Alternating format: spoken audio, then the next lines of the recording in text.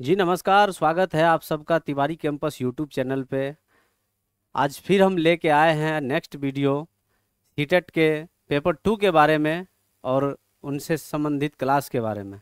आइए समझते हैं सीटेट पेपर 2 के बारे में।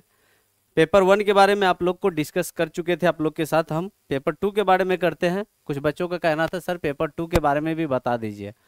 सीटेट पेपर 2 के बारे में अपन समझते हैं। सीटेट पेपर 2 की वही पैटर्न है, बस सब्जेक्ट चेंज होती है इसमें ग्रेजुएशन लेवल की। पहला पेपर होता है CDP child development and pedagogy, इसमें भी 30 नंबर की आती है, कॉमन है दोनों में। उसके बाद सेकंड पेपर आती है math and science, science stream वाले के लिए मैथ और साइंस। मैथ साइंस 60 नंबर का पूछा जाता है और एसएसटी वाले के लिए एसएसटी 60 नंबर का होता है, जिसमें 30 नंबर का कंटेंट से रहता है। मैथ एंड साइंस दोनों से, एसएसटी दोनों से 30 नंबर उस पर बेस्ड शिक्षण शास्त्र से रहता है। अगला देखते हैं फिर उसमें क्या होता है 60 नंबर। यहाँ फिर लैंग्वेज पेपर फर्स्ट और लैंग्वेज पेपर सेकंड की बात करते हैं, सेम वही है।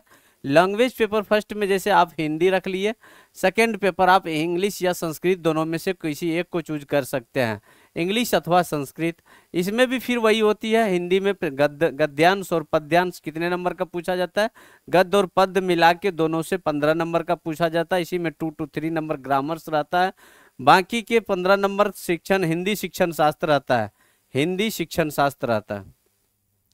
ठीक है, इसके बाद चलते हैं अपन सेकेंड पेपर में। इंग्लिश रखिए चाहे हिंदी रखिए, इसमें भी वही कंप्रीहेंशन आता है, संस्कृत में वही गद्य और पद्य आते हैं।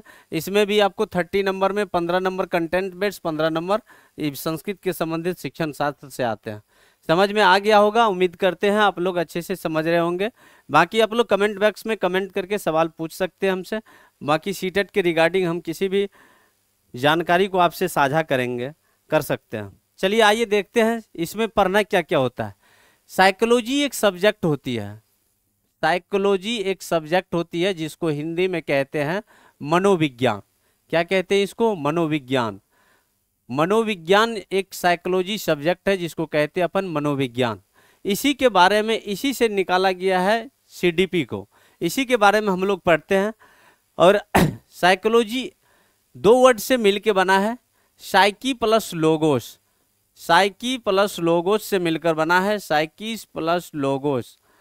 साइकी मतलब होता है किसी के मन के बारे में जानना, लोगोस मतलब होता है उसके अध्ययन को करना, यही साइकोलॉजी कहलाता है। किसी के मन के बारे में अध्ययन करना, क्या किसी के बारे में आप जान गए, उसी को मन का विज्ञान कहते हैं, अर्थात मनोविज्ञान कहते हैं। यहीं से निकल के आती है CDP child development and pedagogy, बाल विकास एवं शिक्षण शास्त्र। आइए बाल विकास शिक्षण शास्त्र में हमको क्या क्या पढ़ना रहता है इसके बारे में समझते हैं। बाल विकास एवं शिक्षण शास्त्र में अपन समझेंगे, सीडीपी में बाल विकास एवं शिक्षण शास्त्र में बालकों के विकास के बारे में, बाल विकास के बारे में हम समझते हैं। सर ये कब से कब तक हमको पढ़ना रहता है? ये बच्चों के जन्म से लेकर, बच्चों के जन्म से लेकर के आपको उनके किशोरा अवस्था, जन्म से लेकर किशोरा अवस्था के बारे में जानना जरूरी होता है। क्योंकि आप एक अगर विद्यालय में एक शिक्षक के तौर पे जाते हैं तो आपको यही पढ़ाना रहेगा। कब से? 6 वर्ष के बच्चों को, 6 वर्ष से लेकर के, 6 वर्ष से बच्चों को लेकर के 18 या 19 वर्ष तक के बच्चे से आपकी मुलाकात होगी, 18 या 19 वर्ष के बच्चे से आपकी मुलाकात होगी। इन्हीं बच्चों के साथ आपको क्या करना है? रहना है विद्यालय में और इसके बारे में जानना है, और इसके हर एक स्टेज में इनकी गतिविधियों के बारे में जानना होता है। उसे ही बाल विकास, उनके विकास के बारे में, उनके शिक्षण के बारे में जानना रहता है। आइए जैसे जन्म से लेकर के इसके बारे में जाने। बच्चे जब जन्म लेते हैं उसको कहते हैं प्रसव पूर्ण अवस्था, प्रसव पूर्व अवस्था, प्रसव पूर्व अवस्था को कहते हैं इंग्लिश में प्रीनेटल स्टेज, या भ्रूणा अवस्था को ही कहते हैं प्रीनेटल स्टेज। प्रीनेटल स्टेज कहते हैं इसको, प्रसव पूर्व अवस्था को। ठीक है, पहला अवस्था हो गया। दूसरा अवस्था होता है कब? शैशव अवस्था, यानी शिशु अवस्था में जब बच्चा रहता है उसी को कहते हैं शैशव अवस्था, इसी को कहते हैं शैशवा अवस्था। इंग्लिश में इसको कहते हैं इन्फेंसी स्टेज, इन्फेंसी स्टेज इसको कहते हैं बच्चे का। तीसरा अवस्था होता है बाल्यावस्था, तीसरा होता है बाल्यावस्था। जिसको कहते हैं चाइल्डहुड स्टेज, चाइल्डहुड स्टेज। इसके बाद की अवस्था को कहते हैं किशोरा अवस्था। इसके बाद की अवस्था को क्या कहते हैं? किशोरा अवस्था।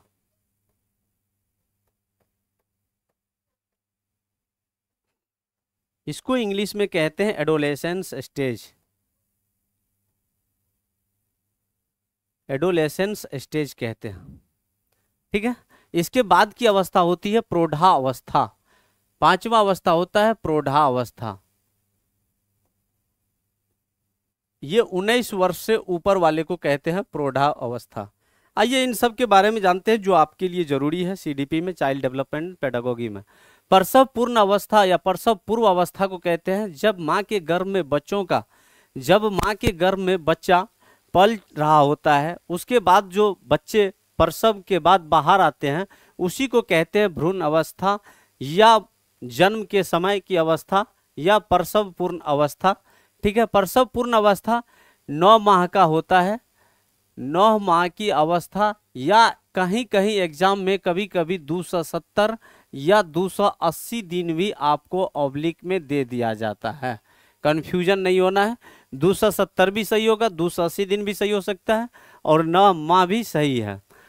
इसके बाद शैशव अवस्था की बात करते हैं। ये होता है जन्म से लेकर के, जन्म से लेकर कब तक होता है? जन्म से लेकर के 5 वर्ष तक होता है। जन्म से लेकर के 5 वर्ष तक की अवस्था को क्या कहते हैं? शैशव अवस्था। यहाँ थोड़ा सा हम डिटेल में बात करेंगे, बहुत बच्चों को यहाँ कंफ्यूजन होगा, इसलिए यहाँ थोड़ा सा डिटेल में बात करेंगे, लेकिन अभी आपको समझ लेना है जन्म से लेकर के 5 वर्ष तक की अवस्था को कौन सी अवस्था कहते हैं? शैशव अवस्था। बाल्यावस्था कहाँ से कहाँ कहते हैं? बाल्यावस्था हो गया 5 वर्ष से लेकर के, 5 वर्ष से लेकर के 12 वर्ष के, 5 या 6 भी ले सकते हैं क्योंकि 5 वहां पूर्ण हो सकता है। 5 वर्ष से लेकर के 5 वर्ष से लेकर के 12 वर्ष के अवस्था को कहते हैं कौन सा अवस्था? बाल्यावस्था। अगला है किशोरा अवस्था। ये 13 वर्ष से लेकर के 13 वर्ष से लेकर के 13 वर्ष से लेकर 19, 18 भी लिख सकते हैं या ऑब्लिक 19, इसके बारे में भी बताएंगे ऑब्लिक लेके क्यों लिखते हैं। देखिए आइए समझते हैं इन सब स्टेज को। पहला देखिए प्रसव पूर्ण अवस्था, सबको पता है 9 माह का होता है, 270 या 280 दिन का होता है। दूसरा शैशव अवस्था होता है। शैशव अवस्था को इन्फेंसी स्टेज कहते हैं। इन और फेडी 2 वर्ड से मिलकर बना हुआ है जिसका मतलब होता है बोलने में अयोग्य। शैशव अवस्था में बच्चे बोलने में अयोग्य होते हैं, इसीलिए इसको इन्फेंसी स्टेज कहते हैं। 2 वर्ड से मिलकर बना है, इन और फेरी वर्ड से। चलिए आगे जानते हैं शैशव अवस्था कब से कब होता है? जन्म से 2 वर्ष तक का लेकर के को क्या कहते हैं? शैशव अवस्था। अगला है बाल्यावस्था। 6 वर्ष तक के से लेकर के 12 वर्ष तक की अवस्था को बाल्यावस्था कहते हैं। किशोरा अवस्था एडोलेसेंस एज कहते हैं 13 वर्ष से 18 वर्ष। स्कूल कॉलेज स्कूल में जब भी आप पढ़ाइएगा विद्यालय में तो 18 या 19 वर्ष तक के बच्चे से आपकी मुलाकात होगी। इन्हीं के शिक्षण शास्त्र के बारे में जानना होता है, इसीलिए इस एज से लेकर के इस एज तक के बच्चों के बालक के विकास के बारे में हमको समझना बहुत जरूरी होता है। आइए यहाँ समझते हैं। जैसे शैशव अवस्था की हमने बात की, शैशव अवस्था के बारे में पहला स्टेज जब हम बात किए, दूसरा स्टेज में है शैशव अवस्था। शैशव अवस्था, ठीक है, शैशव अवस्था हम बताएं क्या? 2 वर्ष से लेकर के 5 वर्ष, जन्म से लेकर के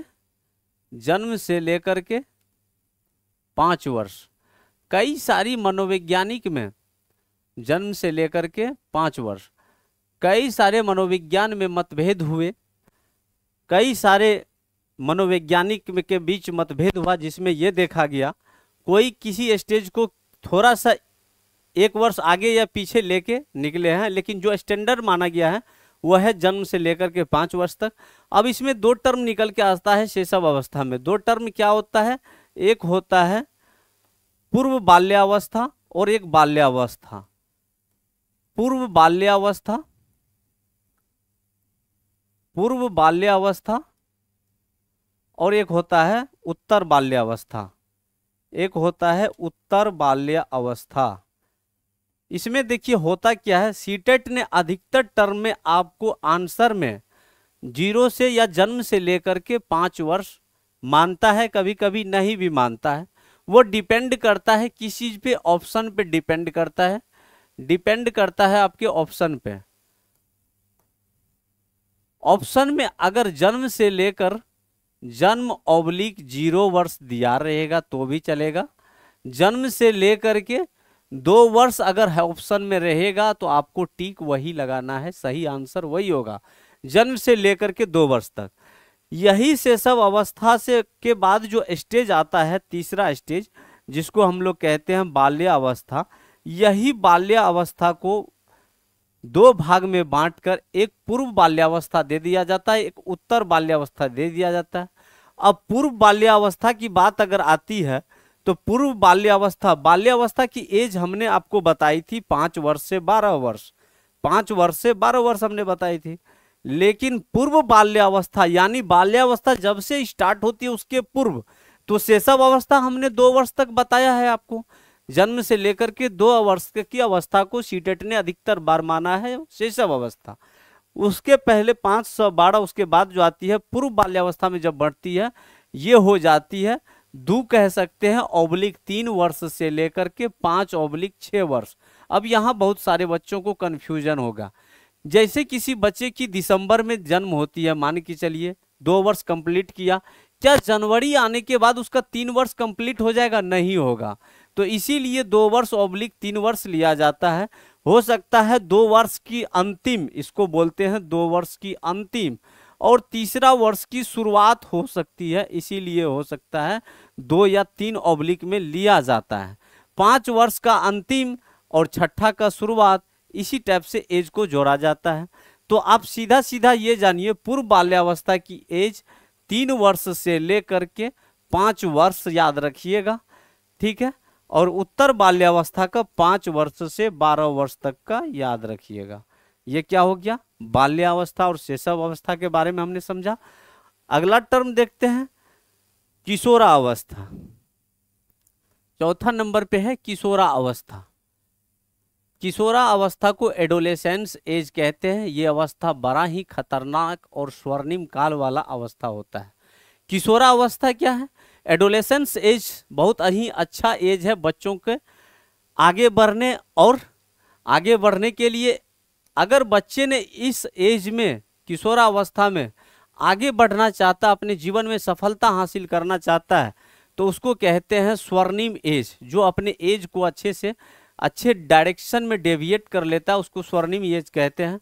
बाकी जो बच्चे रास्ते से भटक जाते हैं उसको कहते हैं तूफानी अवस्था। रास्ते से भटकना इसी अवस्था में बच्चों के बीच ज़्यादा होता है, इस एज में, तो इसको कहते हैं रास्ते से भटकना, इसको तूफानी अवस्था कहते हैं, ठीक है। गैंग की अवस्था भी कहते हैं। इस एज में बच्चा गैंग बना के रहना पसंद करते हैं। किशोरा अवस्था की एज होती है कब से कब वर्ष?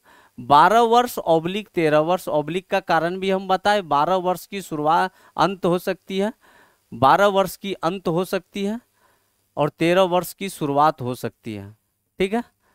तो आप सिर्फ 12 से 18 वर्ष याद रखिएगा। 12 से 18 वर्ष के बच्चे को क्या कहते हैं? कहीं कहीं 19 भी लिखा रहता है, सब किताब अपने अपने तरीका से लिखते हैं। 12 से 18 वर्ष किशोरावस्था को कहते हैं। इन्हीं सारे स्टेज के बारे में अगर हम समझते हैं, इसी को कहते हैं बाल विकास, ठीक है। पहला स्टेज आइए देखते हैं। इससे पहले हमने, ठीक है, प्रसव पूर्ण अवस्था को हमने क्या समझा? बच्चे जब गर्भ में, अपने माँ के गर्भ में रहता है तो 9 माह या 270 दिन बाद उसका जन्म होता है। 280 दिन भी सीटेट कई बार पूछे हैं। जो प्री नेटल स्टेज या प्रसव पूर्ण अवस्था कितने दिनों का होता है? 9 माह या 270 या 280 दिन इसको कहते हैं। दूसरा स्टेज शैशव अवस्था, जन्म से लेकर के 5 वर्ष तक। जन्म से लेकर के 5 वर्ष तक अगर आपके ऑप्शन में मिलेगा तो आप जन्म से लेकर के, या 0 वर्ष से 5 वर्ष तक मिलेगा तो आप लगाइएगा टिक। अगर आपको मिलेगा जन्म से लेकर के 2 वर्ष तक तो पहले आप उसको प्रेफरेंस देंगे 0 से 2 वर्ष या जन्म से 2 वर्ष तक के, ठीक है। उसके बाद बाल्यावस्था आती है। बाल्यावस्था में 6 वर्ष से 12 वर्ष हमने आपको बताया है। कब से कब तक? 6 वर्ष से 12 वर्ष तक आपको हमने बताया है। ये बाल्यावस्था की एज होती है। और किशोरावस्था की 13 वर्ष से लेकर 18-19 वर्ष तक होती है। ठीक है, इसी में फिर हम आगे समझे हैं शैशव अवस्था के बारे में। हमने आपको यह भी कहा है डिपेंड करेगा ऑप्शन शैशव अवस्था 0 से 2 या जन्म से 2 वर्ष दिया है तो उसको लेके चलना है। शैशव अवस्था जन्म से लेकर के 5 वर्ष तक हमने कहा है, लेकिन ये भी बता दिए है 0 से 2 ऑप्शन मिलेगा उसको लेके चलना है। और ये कारण बता दिए जो बाल्यावस्था में 2 भाग में बढ़ता है, एक उत्तर बाल्यावस्था एक पूर्व बाल्यावस्था। जब बाल्यावस्था खुद 5 वर्ष से स्टार्ट हो रहा है, 12 वर्ष इसकी अंतिम अवस्था है बाल्यावस्था का स्टेज, तो वो पूर्व बाल्यावस्था यानी 5 से पहले जाएगा, तो यानी 3 वर्ष से 5 वर्ष तक पूर्व बाल्यावस्था को अपन ले सकते हैं। दूसरा उत्तर बाल्यावस्था मतलब होता है बाल्यावस्था से ढलना, मतलब नीचे की तरफ जा रहा हो, अगला स्टेज में वो प्रवेश करेगा यानी किशोरावस्था में प्रवेश करेगा, तो उसी को कहते हैं उत्तर बाल्यावस्था। ये 5 वर्ष से लेकर के 12 वर्ष तक होता है। ठीक है, अगला देखते हैं। इसके बाद लिए हैं किशोरावस्था। किशोरावस्था में 12 वर्ष से 18 वर्ष तक के बच्चों का अध्ययन किया जाता है, इसी को एडोलेसेंस एज कहते हैं। थोड़ा सा हमने जिक्र किया, इस एज में बच्चों का बिगड़ने का और संभलने का दोनों चांस ज़्यादा रहते हैं। तो अगर बच्चे आगे बढ़ने के लिए तत्पर हैं, अपने काम के प्रति ज़्यादा एक्टिव रहते हैं, अपने पढ़ाई के प्रति डेडिकेटेड रहते हैं, तो उसी को स्वर्णिम काल कहते हैं कि अपना लाइफ बना के वो आगे निकल जाता है। बाकी अगर रास्ते से भटक जाते हैं, गैंग अवस्था करते हैं, या बच्चे रास्ते से भटकना या कई सारी ऐसे काम करना जिस एज को तूफानी अवस्था कहते हैं, तो इस एज को स्वर्णिम काल भी कहते हैं। यानी आप अपने भविष्य बनाने के लिए अच्छे रास्ते पे भी चल सकते हैं, अपने भविष्य को खराब करने के लिए तूफानी रास्ता भी अपना सकते हैं, इसीलिए इसको कहा जाता है स्वर्णिम और तूफानी। बाकी इसको डिटेल में देखेंगे नेक्स्ट क्लास में। आइए यहाँ तक समझ लिए, अब बाकी डिटेल में नेक्स्ट क्लास में देखेंगे।